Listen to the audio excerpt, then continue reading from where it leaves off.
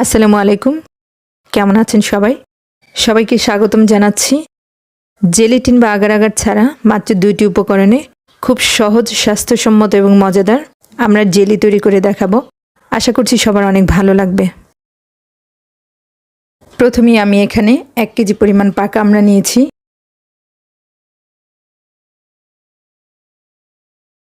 এখন আমি একটা পিলারের সাহায্যে আমড়াগুলোর স্কিন ফেলে দিব।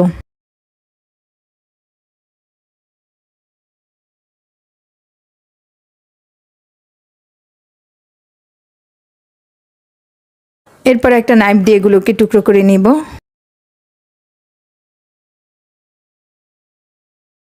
আমার সবগুলো আমড়া কাটা হয়ে গিয়েছে।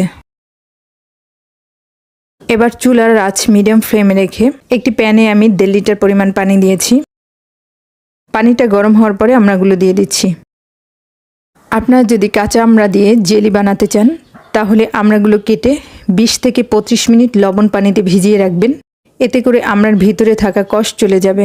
যেহেতু এগুলো পাকা আমড়া, তাই লবণ পানিতে ভিজানোর কোনো প্রয়োজন নেই। পাকা আমড়া সিদ্ধ হতে বেশি সময় লাগবে না। 10 থেকে 15 মিনিটের মধ্যে খুব ভালোভাবে আমড়াগুলো সিদ্ধ হয়ে গিয়েছে।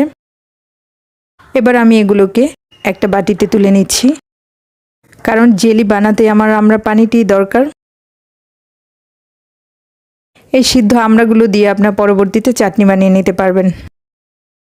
এবার আমি একটা স্ট্রেনারের সাহায্যে পানিটা ছেঁকে নিচ্ছি।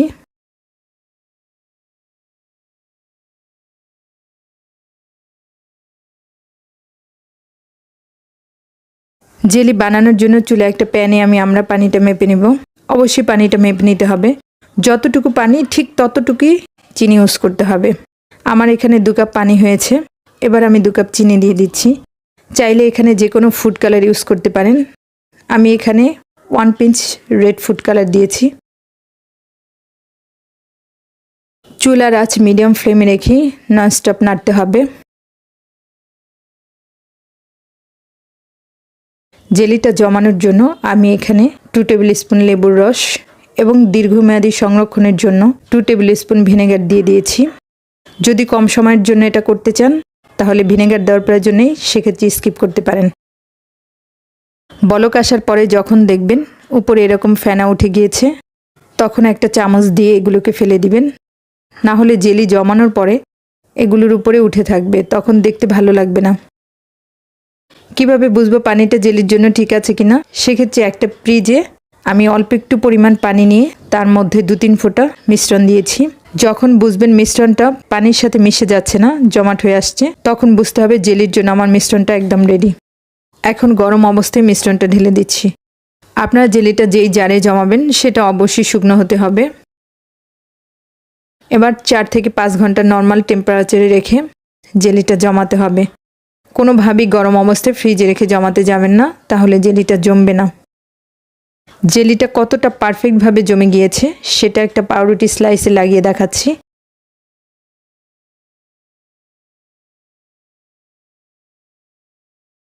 খুব সহজে এবং অল্প সময়ে মজাদার আমরা জেলি তৈরি করে দেখিয়েছি। আশা করছি আজকের রেসিপি সবার ভালো লেগেছে। ভিডিওটি ভালো লাগলে আমার চ্যানেলটি সাবস্ক্রাইব করবেন। ভালো থাকবেন সবাই, আমার জন্য দোয়া করবেন। আজ এই পর্যন্তই। আল্লাহ হাফিজ।